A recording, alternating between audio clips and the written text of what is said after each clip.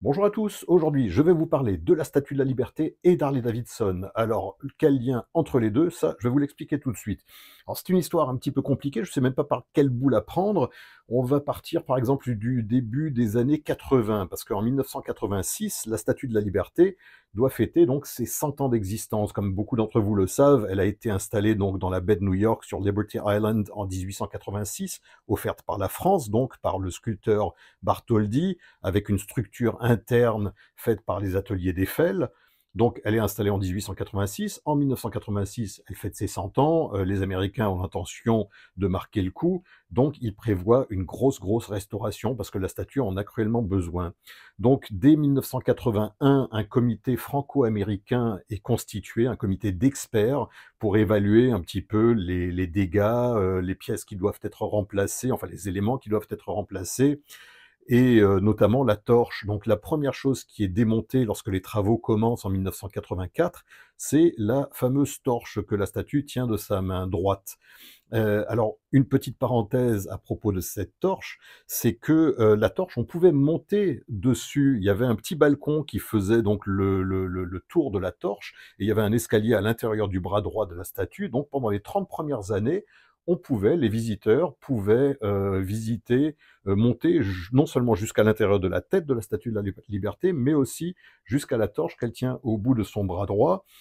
Sauf que en juillet, le 30 juillet 1916, il y a eu un sabotage de la part des services secrets allemands, non pas contre la Statue de la Liberté, mais contre une petite île qui se trouve juste à côté, enfin qui se trouvait juste à côté, l'île de Black Tom, et dans laquelle l'armée américaine stockait des explosifs. Donc il y avait 1000 tonnes d'explosifs, et le 30 juillet 1916, les services secrets allemands ont réussi donc à saboter cette île.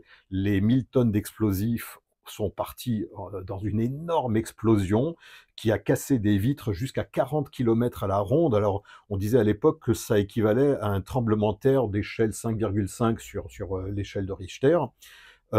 Toujours est-il qu'il y a eu donc de gros dégâts, notamment sur la Statue de la Liberté, des rivets qui avaient sauté, et la torche qui était gravement endommagée. Donc on avait demandé au sculpteur américain John Gutson de la motte Borglum. Alors là, je vous jure que c'est pas une blague.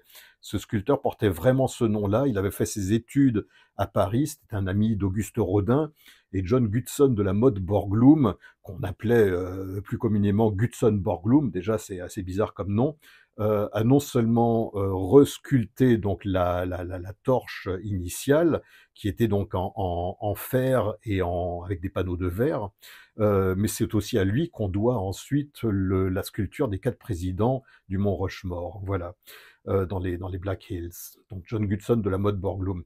Donc je referme cette petite parenthèse pour dire qu'en 1984, pardon, on a démonté cette torche parce que celle donc qui avait été réparée donc en 1916 par Gutson Borglum avait énormément souffert, même si la Statue de la Liberté avait également subi des travaux de restauration en 1937. Enfin bon, ça faisait quand même pas mal de temps.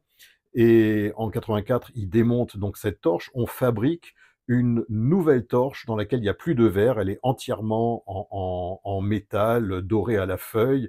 Et donc l'ancienne torche est visible désormais dans le musée de la Statue de la Liberté, donc sur Liberty Island. Ces travaux de restauration, vous imaginez qu'ils étaient pharaoniques, et comme c'était vraiment une grande cause nationale, Harley-Davidson, qui avait racheté son indépendance quelques années après et qui venait de lancer donc son moteur Evolution, s'est dit bon ben là on est en bonne voie pour nous développer, prospérer, et on va faire un bon geste et peut-être un petit coup de com au passage en sortant des modèles Liberty Edition. Donc les modèles Liberty Edition sont officiellement des modèles 1986, mais ils sont sortis donc en septembre 85. Donc il y avait la Tour Glide classique à 160 exemplaires, l'Electra Glide à 810 exemplaires, le Lowrider FX RS à 744 exemplaires, et le tout premier Sportster 1100 à moteur Evo, donc fabriqué à 954 exemplaires, donc des exemplaires Liberty Edition avec bien sûr un petit certificat d'authenticité, avec des décalcomanies bien particulières sur le réservoir, sur les côtés, sur le dessus, sur éventuellement le carénage sur certains modèles. Voilà. Donc 1985, on sort donc ces modèles 86 et pour marquer le coup une fois encore, Harley-Davidson organise le grand Liberty, je ne sais plus comment il s'appelait, Liberty Ride ou un truc comme ça, Ride for Liberty, voilà.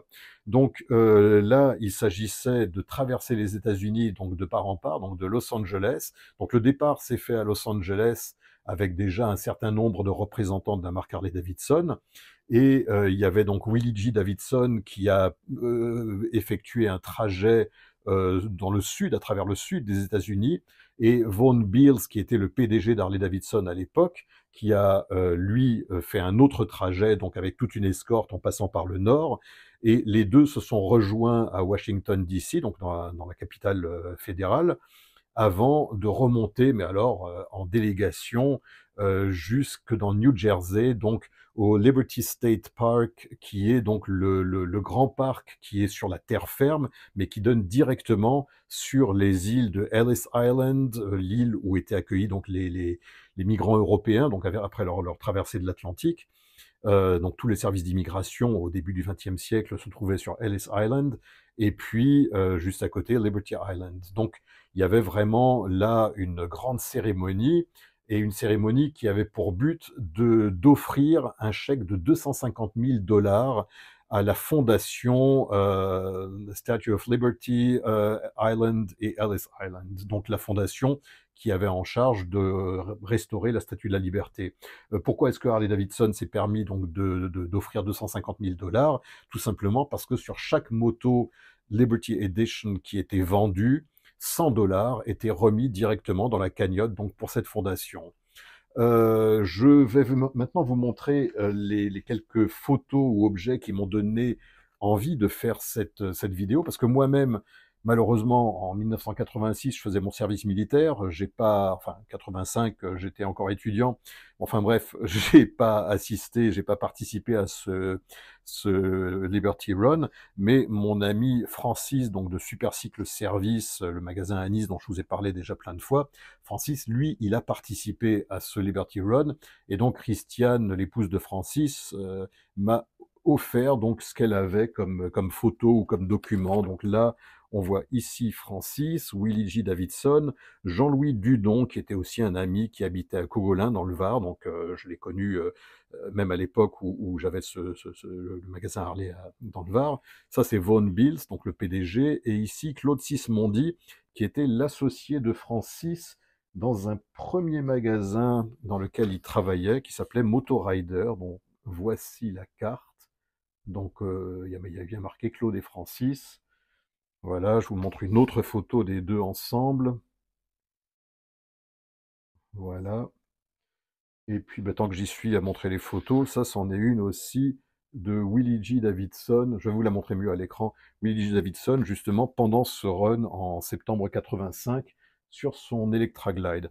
Alors, donc, il y avait cette photo, souvenir, et ceci, donc, c'est un, je le mets dans le bon sens, c'est un papier souvenir qui a été signé donc par Willie G. Davidson. Alors, attendez, Willie G. Davidson, c'est ici. Son épouse Nancy Davidson, là au milieu Vaughan Beals, donc le PDG, et là de chaque côté ce sont encore des cadres de chez Harley-Davidson qui ont fait le run avec Francis et les quelques Français, et voilà, donc on voit leurs noms ici sur ces cartes de visite, donc qui ont été signées par d'autres personnes. Donc il y a Vaughan Beals aussi, donc le PDG, la carte de visite du PDG d'Harley, donc de l'époque. Voilà, donc ça, tout ça, c'était des choses qui étaient encadrées dans le magasin de Francis, y compris ceci. Ça, c'était un petit montage qu'il avait fait lui-même avec les drapeaux américains, drapeaux français, 1985 en souvenir, le logo du Ride for Liberty. Il avait même mis un petit bar and shield derrière. Voilà, donc ça, ce sont des cadres que j'ai toujours connus chez Super Cycle Service au mur, et Christiane a été adorable, elle m'en a fait cadeau parce que bah, elle sait que ça tombe en bonne main et que j'aime partager ce genre de choses et que je suis un petit peu l'archiviste de ce genre de choses.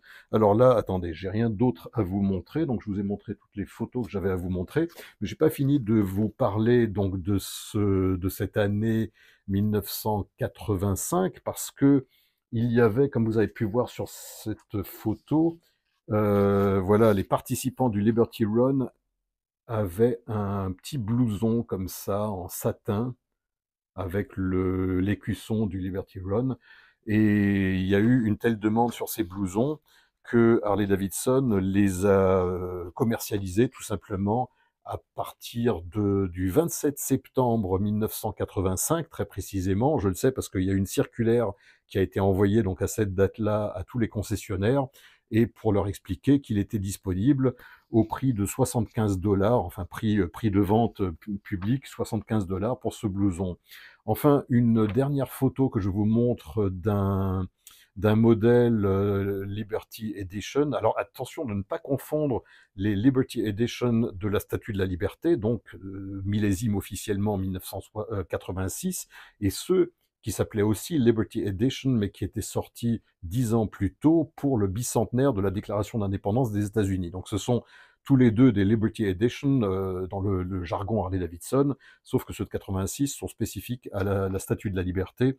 Et donc en 1986, Harley-Davidson a été coté en bourse à la bourse de New York, donc American Stock Exchange, et il y a, pour marquer le coup, une photo qui a été prise donc il y a Vaughan Bills, il y a Richard Teerlink, enfin il y a quelques cadres aussi de chez Harley-Davidson sur cette photo, et sur un Sportster XLH 1100, mais Liberty Edition. Donc voilà.